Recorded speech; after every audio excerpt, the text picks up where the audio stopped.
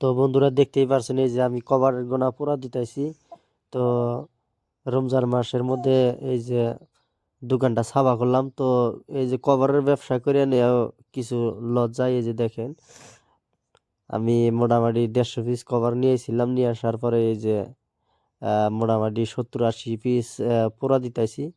তো ফের নতুন করে কভারও তুলবার চাইতেছি। তো দেখতেই পারছেন তো কভারের ব্যবসা আমাদের কিরকম লস।